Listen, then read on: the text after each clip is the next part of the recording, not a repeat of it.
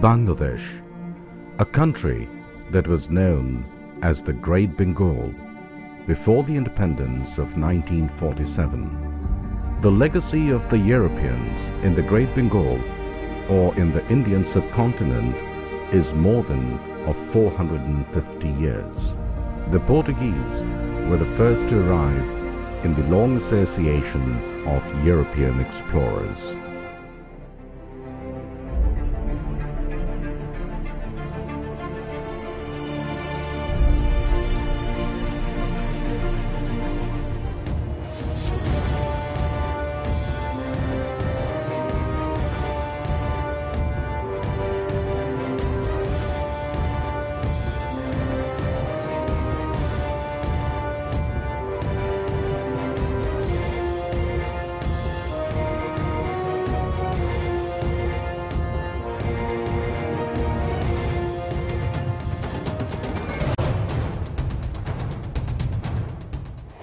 Since the beginning of time, man had to travel to faraway lands to fulfill his needs.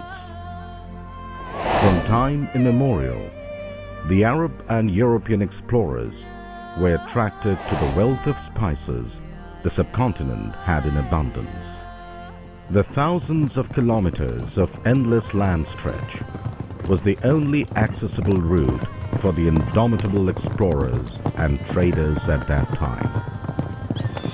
But the frequent plunder by marauding bandits made journeys through this route at the Tropic of Cancer unbearable.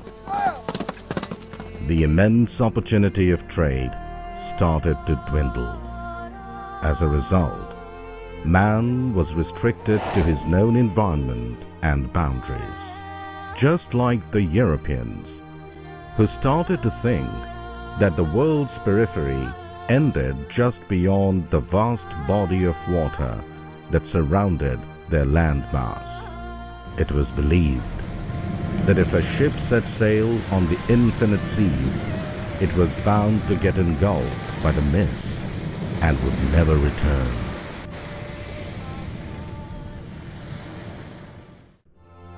During this period, Prince Henry, who was a sailor and a well-versed person, started giving protection to the medley of perplexed traders he encountered, who had faced dangers along the land routes of trade. He gradually established a proper school in Lisbon, Portugal, to churn out skilled sailors with an aim to find an alternate trading channel other than the land route.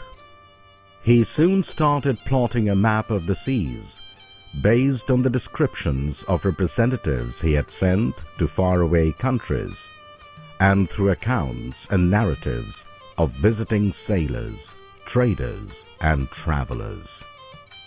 Thus, enduring endeavors such as this helped Portuguese sailors with the patronage of the royal family to prepare themselves for a daring sea voyage. The goal was to discover India, the trading heaven by seaway. The commander of that sea fleet was Vasco da Gama, one of the finest students of Prince Henry's naval school, a daring and prudent sailor. The journey started from Lisbon in 1497. Making Europe proud, Vasco da Gama became the first European to reach the naval port of Calicut at the southern shores of India via East Africa on 27 May 1498. It would have taken a decade for European traders to reach there by land. Vasco da Gama managed it within a span of only 1 year. The door to the greatest trading post in history opened up. The Portuguese did not have to wait much to get the trading permission from Zamrin, the administrator of Calicut, on behalf of the then Sultan of Goa, Adil Shah.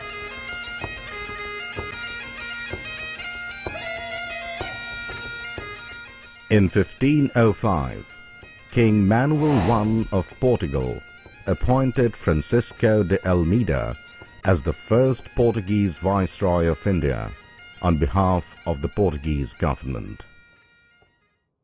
It is worthwhile to mention here that the onset of the Portuguese in the Indian subcontinent was solely based on trading and propagation of religion. However, they also wanted to establish their favorite kingdom as a more powerful and economically advanced nation in the world through trade. In 1517, 4 newly commissioned fleets sailed off from the recently established Portuguese trading city of Goa for 4 new naval ports led by the second Viceroy of India, the great Alfonso I of Portugal. The objective was to establish single-handed Portuguese domination in the Indian Ocean. Under Aleixo de Menezes' command, 1 ship sailed off for one of the most historically important trading places, Malacca. Led by Manuel de Leceda, another ship sailed off for Diu. Antonio de Saldanha started for the Arab Sea, and the Viceroy, Lope de Albugaria himself, sailed off for the then Ceylon, what is today Sri Lanka. Yet another ship, under the command of D. João de Silveira, sailed off for Bengal.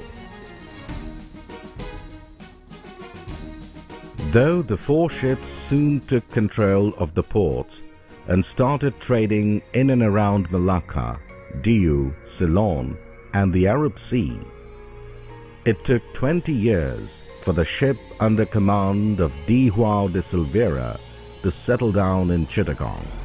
The reason being the long-drawn conflict over jurisdiction of Chittagong between the independent Sultan of Bengal, Nasiruddin Nusrat Shah, the Arakan king Tazata, also known as Ali Shah, and the ruler of Tripura, Dhania Manikya. Finally, in 1536, the Mughal-appointed governor of Bihar, Farid Khan, also known as Sher Khan, tried to capture the city of Go. Though Sher Khan won the battle, the Portuguese, with their superior armory and strategic placement, on behalf of the then independent Sultan of Go, Ghiyasuddin Mahmud Shah, did not let Sher Khan take control of Go. Thus, the rule of Ghiyasuddin Mahmud Shah in Bengal got consolidated. Pleased with this, Mahmud Shah left control of the Chittagong port in the hands of the Portuguese. In 1537, in order to conduct free trade, a customs house was established under the guidance of Alfonso de Melo. Nuno Fernandes Freire was placed in charge to run its affairs. Soon, 2 naval trading ports became very important in the history of trading for the Portuguese.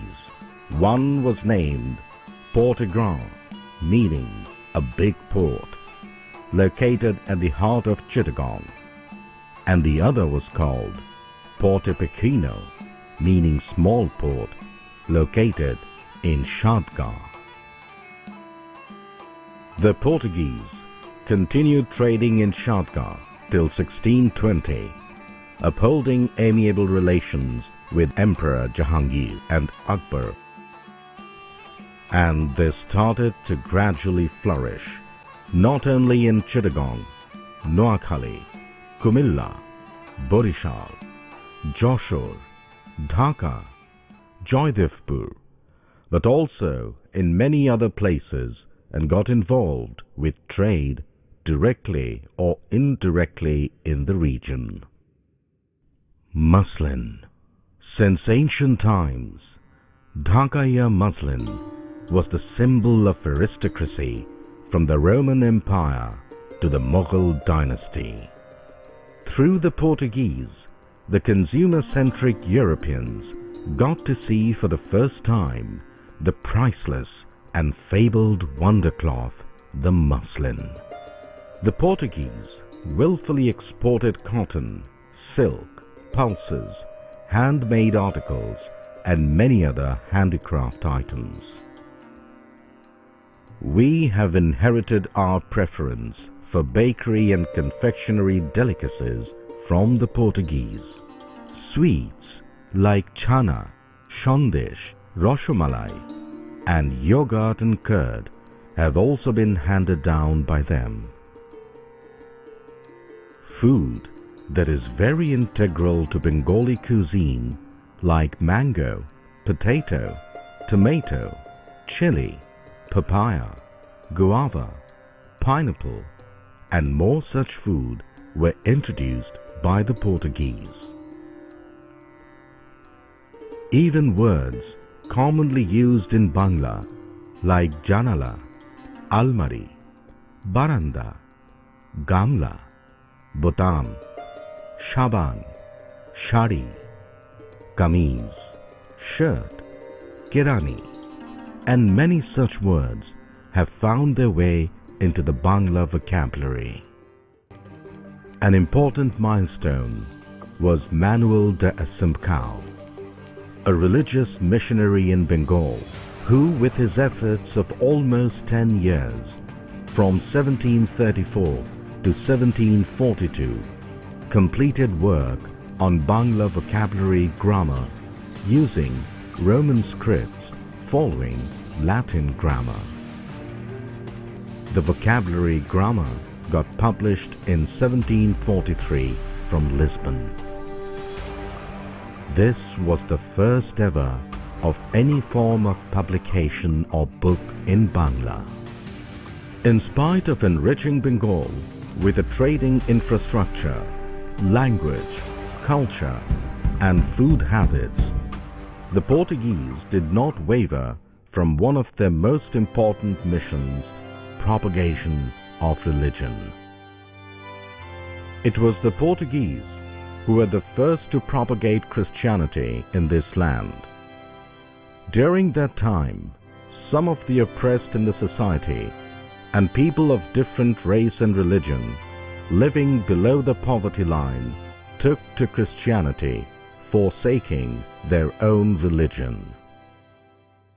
At a point of time, the Portuguese reached the pinnacle of the social ladder through intermarriages and carried on with the propagation of religion and dominance.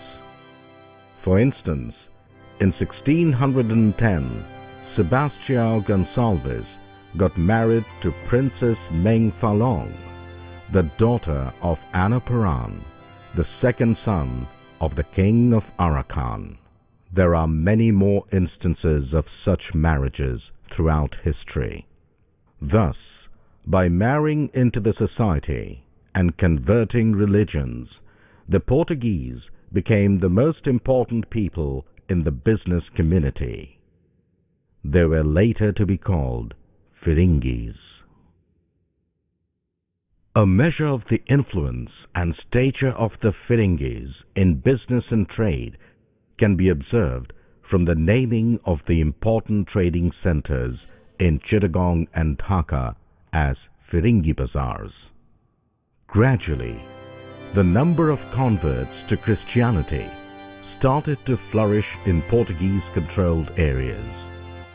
Soon, there became a need for a place of worship. Therefore, quite a few churches and important Christian missionary schools got built, most of which are still standing tall as a testament to the passing eras in history.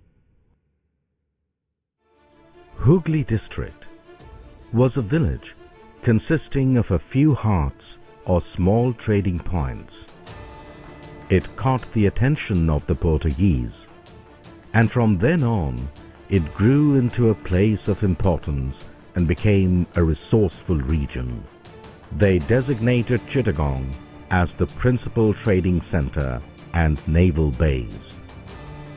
Subsequently, in 1580, two trading ports were established near Kolkata at Hooghly and Bandel. Very soon, Hooghly and Bandel transformed into important and big trading centers for India, China, Malacca and Manila. Ironically, it is this port that later became the nemesis for the 150 years of dominance of the Portuguese.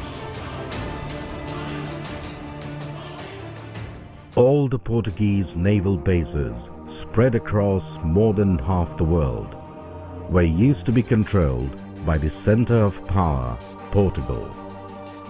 However, in the 17th century, the conflict and war between Portugal and Spain led to a severe lapse in control centrally. The Portuguese East India Company received a serious jolt to its 150 years of dominance in the Indian territories controlled by the Portuguese. It had, in fact, lost its chain of command.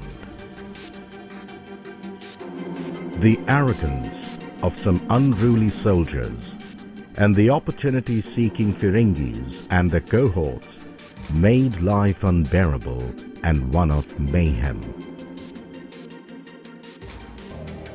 When the situation became highly disturbing, by order of the Emperor Shah Jahan on May 25, 1632, the then Nawab of Bengal, Qasim Khan, attacked and razed to the ground the Portuguese naval bases in Hooghly and Bandel, thus ringing the calling bells for the Portuguese era to end in India. At this time, we see the emergence of the Dutch East India Company. With the consent of the Mughal Empire begins the fight for control of the Portuguese trading ports.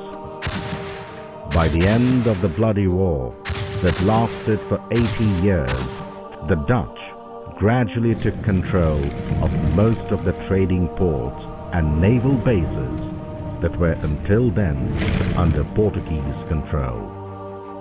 However, some Portuguese traders continued to run their operations and remained in Goa.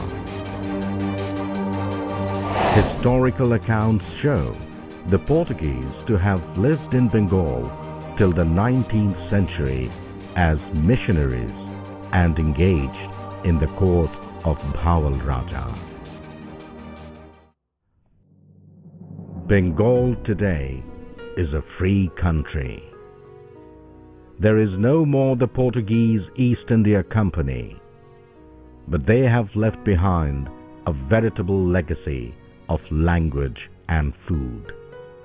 The tradition to partake sweets at times of news of good tidings will forever remind Bengalis of the Portuguese legacy. The relationship between Bengal and Portugal is a time-tested old relationship of almost 500 years. We hope the friendly relations will continue and further consolidate the bilateral trade relations in the years ahead. Long live Bangladesh-Portugal friendship.